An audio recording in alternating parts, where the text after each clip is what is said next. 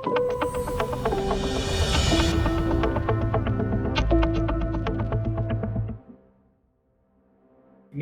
Mobile கட்டான டயத்துல repay பண்ணலாம். ஆதன் business நேயர்களுக்கு வணக்கம். தொடர்ந்து நம்ம சேனல்ல mutual fund, investment, stock market இப்படி நிறைய விஷயங்களை பார்த்துக்கிட்டு வரோம். அந்த வகையில இன்னைக்கு டெப்ட் மேனேஜ்மெண்ட் பத்தி தான் பார்க்க போறோம். இதை பத்தி நம்ம கூட ஷேர் பண்ணிக்க இன்னைக்கு ஜாயின் பண்ணிருக்காரு financial expert doctor V Hariharan அவர்கள். வாருங்கள் பேசலாம். வணக்கம் சார். வணக்கம். எப்படி சார் இருக்கீங்க? நல்லா இருக்கு. சார், இப்ப இருக்கிற காலகட்டத்தில் வந்து கடன் இல்லாம இருக்கவே முடியாது அப்படின்ற ஒரு சூழ்நிலை வந்து உருவாகிட்டு வருது. டெப்ட் மேனேஜ்மெண்ட் எவ்வளவு முக்கியம் சார்? டெட் கடன் வாங்காம ஒருத்தரால மேனேஜ் பண்ண முடியுமா அப்படின்னா அதுவும் பண்ண முடியும். எப்போ பண்ணலாம்னா நம்மளுடைய தேவைகள் குறைவா இருக்கும்போது நம்ம கடன் வாங்காம மேனேஜ் பண்ணணும். இப்போ வந்து ஒருத்தரோட நம்ம எப்போதும் வந்து ஒரு பேசிக் நீட்ஸ்னு ஒன்று இருக்கும். ஃபுட்டு, ஷெல்டர்னா ஹோம், ட்ரெஸ், இது மாத்திரம் எனக்கு போதும், வேற எதுவுமே தேவையில்லை அப்படின்னு இருக்கிறவங்க கடன் வாங்காமல் இருக்கலாம். அவங்களும் கொஞ்சம் வந்து ஒரு பெரிய அளவில் ஹாஸ்பிட்டலைசேஷன் வந்ததுன்னா கடன் வாங்குற நிலைமைக்கு தான் ஆவாங்க. இதை தவிர்த்து நான் வந்து ஒரு நல்ல எஜுகேஷன் வேணும், இல்லை வந்து ஒரு ஆர்ட் ஆஃப் த சிட்டி இல்லைன்னா கூட சென்னைக்கு மிக அருகாமையில் ஒரு 30 கிலோமீட்டர் தாண்டி ஒரு வீடு வேணும், இல்லை நமக்கு வந்து ஒரு மேல் படிப்புக்கு யூஎஸ் போகிறோம், அந்த மாதிரி படிக்கணும்னா கூட நமக்கு கடன் வாங்காமல் ஒன்றும் பண்ண முடியாது. ஏன்னா இன்னைக்கு வந்து த காஸ்ட் ஆஃப் அசட் இன்க்ரீஸ் ஆகிடுது. இன்னைக்கு மொபைல் ஃபோன் கூட நம்ம கடன் வாங்காமல் வாங்கக்கூடிய நிலைமையில இல்லை. ஏன்னா மொபைல் ஃபோனே இஎம்ஐ வந்ததுனால இஎம்ஐ வந்துடுது. 70,000 80,000 நமக்கு ஒரு நல்ல ஒரு ஐஃபோன் வேணும்னா அந்த அளவுக்கு பே பண்ணாதான் நமக்கு முடியும்.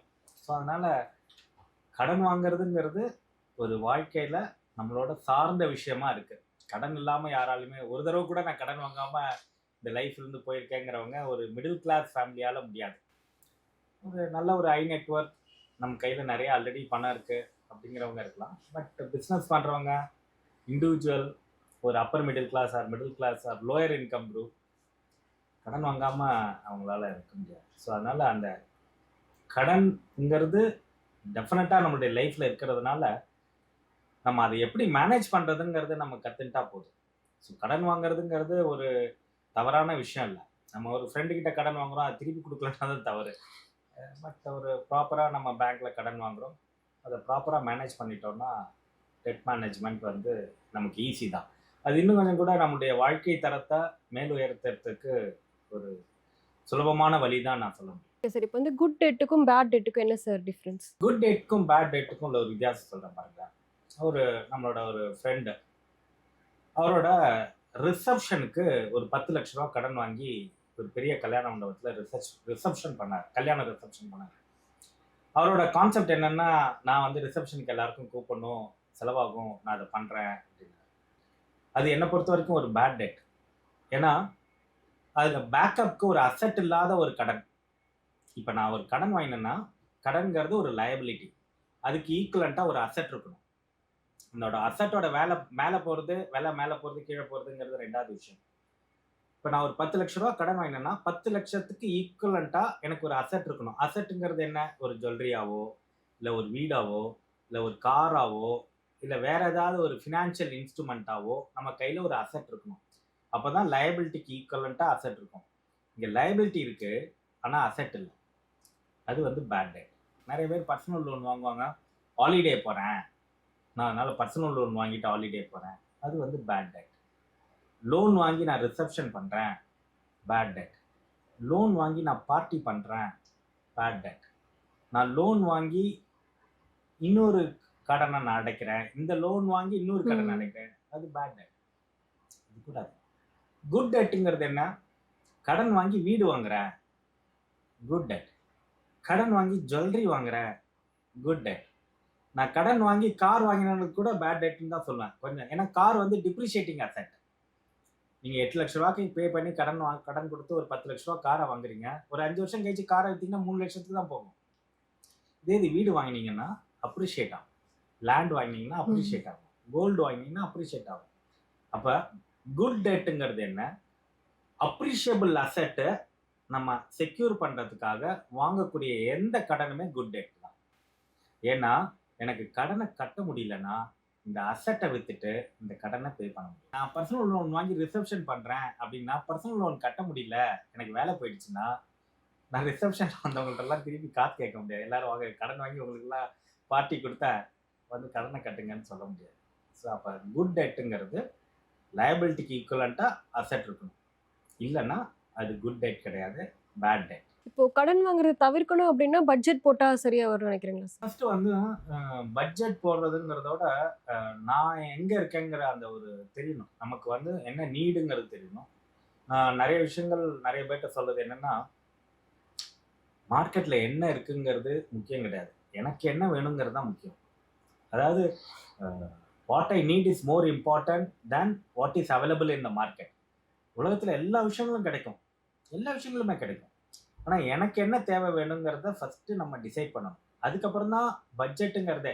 நெறைய பேர் என்ன பண்றாங்க, எனக்கு வேணுங்கிறதெல்லாம் மார்க்கெட்ல இருக்கிறதெல்லாம் வாங்கணும்ன்ட்டு பட்ஜெட்ல போட்டா பத்தவே பத்தாது. எனக்கு என்ன தேவை அப்படிங்கிறத ஃபர்ஸ்ட் டிசைட் பண்ணணும். எனக்கு வந்து ஒரு சிங்கிள் பெட்ரூம் ஹால் கிச்சன் போதுமா? போதும். ஒரு மொபைல் ஃபோன் இருந்தா போதுமா? போதும். ஒரு இன்டர்நெட் வீட்லயே பார்த்தீங்கன்னா, நெறைய பேர் வீட்ல பார்த்தீங்கன்னா, மொபைல் ஃபோன்லயும் டேட்டா வச்சிருப்பாங்க. அத தவிர்த்து வைஃபையும் ஒரு போட்டிருப்பாங்க. பிராட்பேண்ட் ஒண்ணு வச்சிருப்பாங்க. தேவையில்ல. இல்ல சார் அது ஒரு ரூ. 500 தான் போனா போட்டும். 500 × 12 ரூ. 6000 வருஷத்துக்கு. சின்ன சின்ன விஷயங்கள நம்ம கண்காணிக்க ஆரம்பிச்சாலே நம்மளோட சேவிங்ஸ் ஜாஸ்தியா வரும். ஸோ நமக்கு என்ன தேவை இருக்குன்னு பார்க்கணும். நமக்கு ஒரு மொபைல் ஃபோன் போதுமா? ஒரு மொபைல் ஃபோன் போதும். ஒரு இன்டர்நெட் கனெக்டிவிட்டி போதுமா? ஒரு இன்டர்நெட் கனெக்டிவிட்டி போதும். சில பேர் டிவிய போட்டுட்டு யூடியூப் பார்த்துட்டு இருப்பாங்க. It's a wastage of money. Over consumption. So அது மாரி எனக்கு என்ன தேவைன்னு பார்த்துட்டு, அதுக்கப்புறம் அதுக்கான காஸ்ட் என்னன்னு பார்த்தீங்கன்னா, ஒவ்வொருத்தரோட சேலரிக்குள்ள நம்ம ஃபிட் ஆக முடியும். நம்ம எப்ப சேலரிய விட்டு வெளியில போறோமோ, நம்மளுடைய இன்கம்ம விட்டுட்டு எக்ஸ்பென்சஸ் ஜாஸ்தியா போகுதோ, அப்பதான் கடன் வாங்க ஆரம்பிப்போம். ஸோ அப்ப வந்து பட்ஜெட்டிங்கிறதுக்கு முன்னாடி எனக்கு என்ன நீடு, அந்த நீடுக்கு என்ன பட்ஜெட், எனக்கு என்ன இன்கம் இருக்கு, அது 2த்தையும் மேட்ச் பண்ணீங்கன்னா, you will have fair idea. நான் என்ன வாங்க முடியும், என்ன வாங்க முடியாது. எப்படி சார் ஒரு டெப்ட் வந்து கிரெடிட் ஸ்கோரை வந்து அஃபெக்ட் பண்ணுது? கடன் வாங்கினா திருப்பி கட்டணும். அது வந்து ஒரு பேசிக்கான ஒரு ஹைஜீன் ஃபேக்டர். கடன் வாங்கிட்டு நான் கட்ட மாட்டேன்னு சொன்னா பிரயோஜனப்படாது. நெறைய பேர் என்ன பண்றாங்க, கடன வாங்கிட்டு திருப்பி கட்டுறதில்ல. இல்லாட்டினா டிலேய்டு பேமெண்ட். ம்.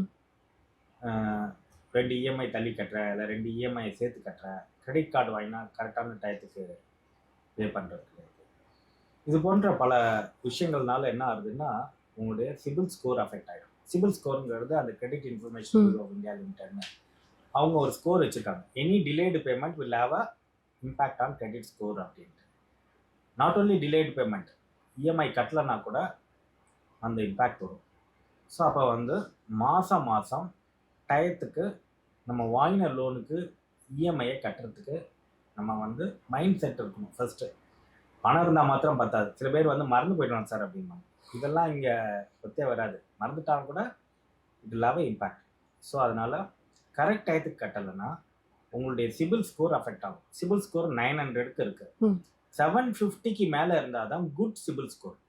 750க்கு கீழே இருந்ததுன்னா அடுத்த தடவை லோன் வாங்க போனோம்னா லோனே தரமாட்டாங்க. நெறைய பேரு எஜுகேஷன் லோன் எடுத்துட்டு கட்டுறது கிடையாது. இல்லாட்டினா டிலேடா கட்டுவாங்க. ம். அவங்களுக்குலாம் இந்த நிகழ்ச்சிகள் மூலியமா நம்ம சொல்லிக்கிறது என்னன்னா, எஜுகேஷனல் லோன் வாங்கிட்டு கட்டாம, இல்ல ரொம்ப டிலே ஆயி சிபில் ஸ்கோர் அஃபெக்ட் ஆயிருந்ததுன்னா, பேங்க்லயே வேலை தரமாட்டாங்க. நான் நல்லா படிச்சிருக்கேன் சார், நெறைய ஸ்கோர் வாங்கியிருக்கேன்னா, அவங்க பேங்க்ல இன்டர்வியூ முடிஞ்சதுக்கப்புறம் ஃபர்ஸ்ட் சிபில் ஸ்கோரை செக் பண்ணுவாங்க. சிபில் ஸ்கோர் பேடா இருந்தா அவங்களுக்கு ஆஃபர் லெட்டரே வராது. ஸோ அப்ப சிபில் ஸ்கோர்ங்கிறது ரொம்ப இம்பார்ட்டன்ட். ஸோ அப்ப வாங்கின பணத்த கரெக்ட்டா கட்டணும். டிலேடு பேமெண்ட் இருக்கக்கூடாது. செக் டிஃபால்ட் இருக்கக்கூடாது. அதுக்கப்புறம் அடிக்கடி ஃபோன் நம்பர மாத்தக்கூடாது. ம்.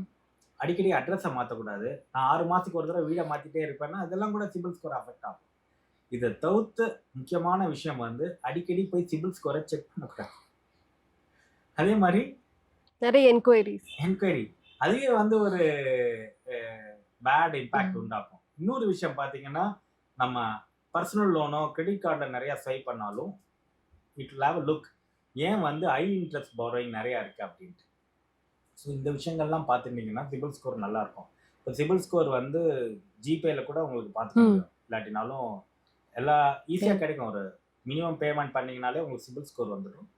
ஸோ அது என்னன்னு செக் பண்ணிட்டு, அது கரெக்ட்டா இருக்கான்னு நம்ம பார்த்துக்கணும் எப்போதுமே. அப்படி இல்லன்னா, நீங்க அடுத்த தடவ லோன் வாங்கும்போது பேங்க் லோன் குடுக்காது. இல்லாட்டினா ஹையர் இன்ட்ரெஸ்ட் சார்ஜ் பண்ணுவாங்க. Okay sir. இப்போ வந்து ஸ்னோபால் அதுக்கப்புறம் அவலான்ச் மெத்தட் அப்படின்னா என்ன சார்? இதெல்லாமே வந்து டெட் ரீபேமெண்ட் மெத்தட். இப்போ ஒருத்தர் கார் வாங்கினாரு. ஃபர்ஸ்ட் அவர்கிட்ட ரெண்டே விஷயம் தான் கேட்க சொன்னேன். என்ன இன்ட்ரெஸ்ட் ரேட், ரெண்டாவது வந்து ப்ரீபேமெண்ட் பாசிபிலிட்டி இருக்கா. ப்ரீபேமெண்ட் பண்ணும்போது ப்ரீபேமெண்ட்னா முன்னாடியே க்ளோஸ் பண்ணுறது, ஃபோர்க்ளோஷர் அது மாதிரி இருக்கிறது இருக்கா அப்படின்னு கேட்கும்போது இருக்கு அப்படின்னா. ஸோ நமக்கு எப்போல்லாம் அடிஷ்னல் பணம் வரும்போதோ அதை கட்டிடணும். ஒருத்தர் ஹோம் லோன் வாங்கியிருந்தாரு. ஒரு அடிஷ்னலாக பணம் இருந்ததுன்னா இஎம்ஐயை தோற்று அடிஷ்னலாக கட்டுங்க. ஃபர்ஸ்ட் 2 வருஷத்துக்கு 30 வருஷம் லோன் வாங்குறீங்க. ஃபர்ஸ்ட் 2 வருஷத்துக்கு நீங்கள் எவ்வளோக்கு எவ்வளவு ஜாஸ்தியாக ரீபேமெண்ட் பிரின்சிபலாக குறைக்கிறீங்களோ அந்த அளவுக்கு இன்ட்ரெஸ்ட் ரேட் கம்மியாகும், இன்ட்ரெஸ்ட் காம்பனன்ட் கம்மியாகும். இதெல்லாம் ஒர்க்கிங் போட்டு பார்த்தீங்கன்னா தெரியும். அவருக்கு ஒரு 10 லட்ச ரூபா இன்ட்ரெஸ்ட் கம்மியாகும்.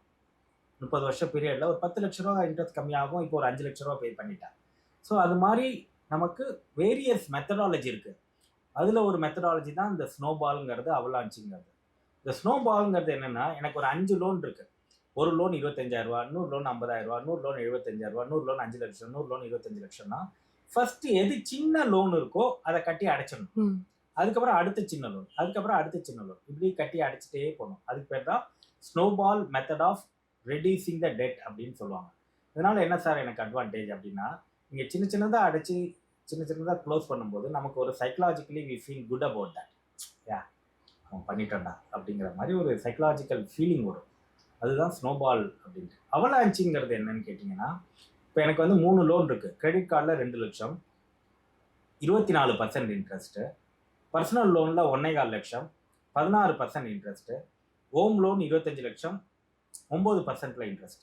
நான் இப்போ எந்த லோனை ஃபர்ஸ்ட் அடைக்கணும்?